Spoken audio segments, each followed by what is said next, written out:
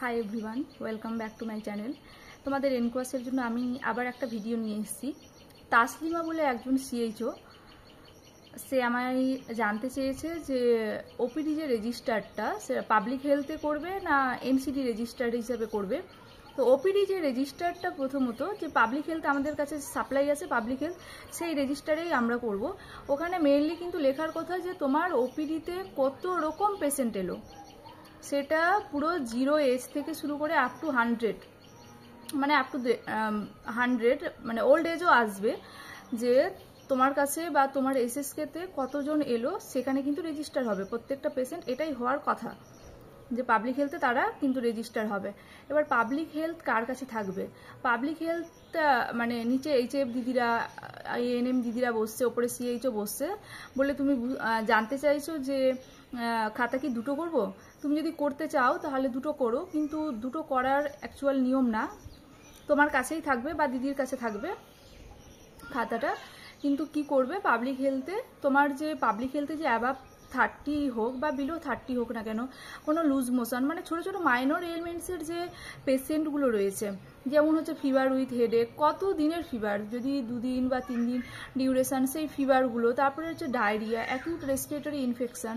তো এই টাইপের যে মাইনর এলিমেন্টসগুলো নিয়ে আসবে যে পার্সনগুলো, তাদের অবশ্যই কিন্তু তোমরা পাবলিক হেলথে রেজিস্টারে কিন্তু তাদের রেজিস্টার করে রাখবে, সিরিয়াল ওয়াইজ রেজিস্টার করলে দেন হচ্ছে যে এর মধ্যে কোনো পার্সনকে অ্যাবাভ 30 কোনো পার্সনকে যাদের তুমি বিপি চেক করছো, সুগার চেক করছো, সিবিজি করছো, সেই পেশেন্টগুলোকে অবশ্যই কিন্তু তুমি এনসিডি রেজিস্টারে তুলবে। NCD register with follow up যেটা রয়েছে সেটাতে অবশ্যই তুলবে সেখানে।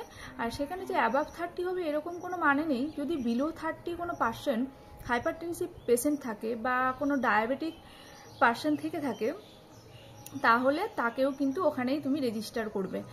এবার খাতাটাই মানে আমার সেন্টারে যেরকম মাঝখানে হচ্ছে যে দিদির কাছে থাকতো, আমি ফিভারের কেসগুলো মেডিসিন দিতাম, টেলিমেডিসিন করাতাম, তারপরে হচ্ছে দিদির নামটাকে রেজিস্টার করে দিত। তোমার কাছেও হচ্ছে গিয়ে খাতাটাকে রাখতে পারো খাতাটা, যে তুমি সেখানে নামটাকে রেজিস্টার করে দিলে, রেজিস্টার করার পর তারপরে তুমি মেডিসিন দিয়ে সে চলে গেল। আর দিদিরা তো আইডিএসপি করার জন্য তোমার কাছ থেকেই হচ্ছে গিয়ে সেই ফিভারগুলো পেয়ে যাবে, বা ওই খাতা থেকে ওই খাতা দিয়ে দেবে, ওই খাতা থেকেও পেয়ে যেতে পারে আইডিএসপির জন্য।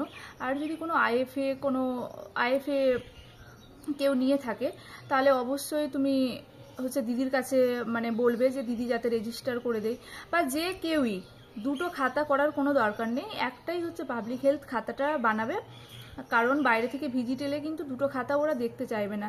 পুরো এসএসকের একটা হচ্ছে NCD with follow up register থাকবে, একটাই হচ্ছে পাবলিক হেলথ রেজিস্টার থাকবে। তো দুজন মিলে মেনটেন করবে, এটা যা যা রয়েছে সেটা হচ্ছে যে দুজন মিলেই মেনটেন করবে, ওরকম দুটো করার কোনো দরকার নেই। আর এটাই ছিল আমার রেজিস্টারের ভিডিও, মানে এতটুকুই আমার বলার। আর যদি আর কিছু কোনো টপিকে জানতে চাও এনকোয়াসের জন্য তাহলে বলতে পারো, আমি চেষ্টা করব। আমি ভিডিও ঠিকঠাক অতটা করতে পারছি না, টাইম পাচ্ছি না, বাট আমি চেষ্টা করব ভিডিও দেওয়ার। আর ভিডিওটা ভালো লাগলে অবশ্যই লাইক করবে, কমেন্ট করবে, পারলে শেয়ারও করবে। আর চ্যানেল সাবস্ক্রাইব না করা থাকলে চ্যানেলটা সাবস্ক্রাইব করে দেবে। শেষ অবধি ভিডিওটা দেখার জন্য অসংখ্য ধন্যবাদ সবাইকে।